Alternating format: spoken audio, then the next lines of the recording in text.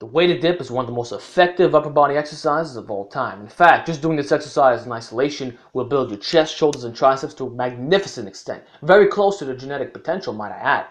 And in particular, it has amazing general strength capabilities. So just doing this exercise will increase your flat bench, your dumbbell press, your overhead press, and even your incline bench. So it is a jack of all trades movement, and if people were able to do it, it really would have amazing performance benefits as well as hypertrophy benefits. The only problem, however, and of course there's got to be a con, not everything is kitties and rainbows, is that the weighted dip is not for everybody. And when I say not for everybody, I'm not referring to mobility problems, I'm referring to anthropometry, meaning the actual structure of one's body. You see, man, the weighted dip is not safe for every single individual out there. There's a lot of things that affect whether an exercise is going to be safe. In a flat bench, it's safe regardless of your leverages. It's safe regardless of anything because you can always retract the scapula, tuck the elbows, and you're pretty much fine. With the weighted dip, however, it's extremely dependent upon your rib cage structure, your arm length, your shoulder girdle, as well as your chest. If one of these things does not correspond correctly, you will not be able to do the exercise. And approximately 1 in 4 people, unfortunately, cannot do the weighted dip. 1 in 3, 1 in 4 people.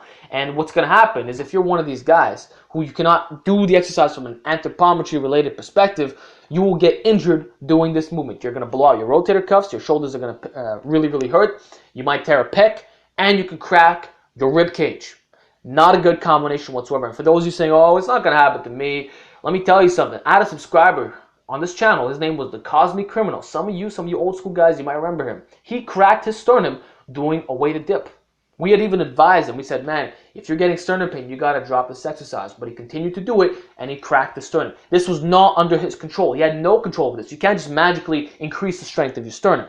What's going to increase the strength of your sternum is puberty, right? So if you're a 15-year-old and you get pain from doing the weighted dips, and then you become 20 years old and the pain no longer appears, it's because your rib cage actually expanded and your anthropometry modified through puberty, right? And that can happen. So maybe if you're a teenager now, you're experiencing pain, but when you're older, you might not have the pain. So that's something you'll have to assess for yourself. But nonetheless, the point remains. There are some people who cannot do the exercise, and unfortunately, it's 1 in 3, 1 in 4 people. So if you're part of that group, refrain from the weighted dips. And even if you are part of that group, there's also another requirement, which is mobility. You need to have excellent thoracic and shoulder mobility, and you can't be tight in the pecs whatsoever. Doing so leads you to the other problems: blowing out the rotator cuff, AC joint, tearing a pec.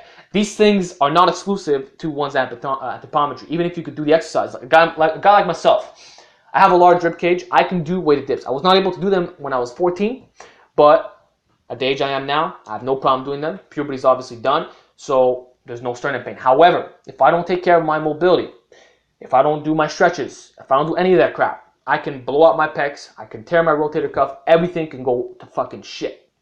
For what? For an exercise that has amazing general strength capabilities?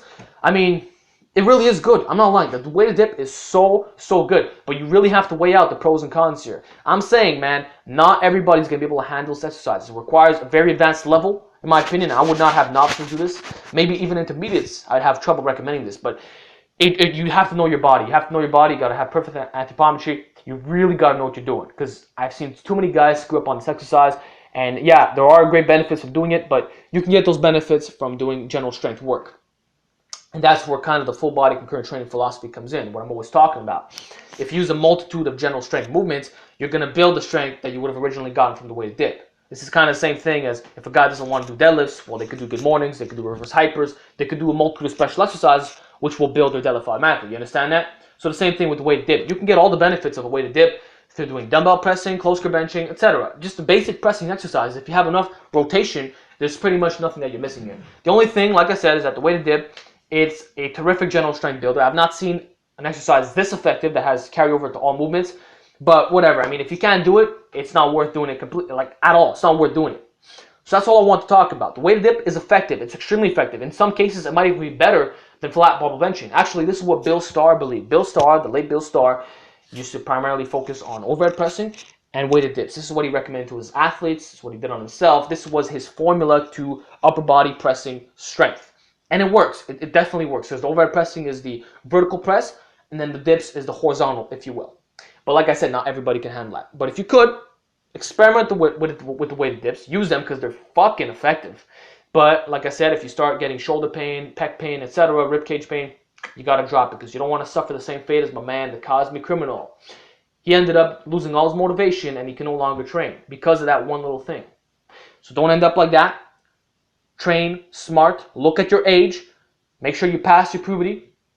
And that's about it. But the weighted dips really are effective when you have the anthropometry to handle it. Hope this video has been a good use to you. Let me know your experiences with the weighted dip down below.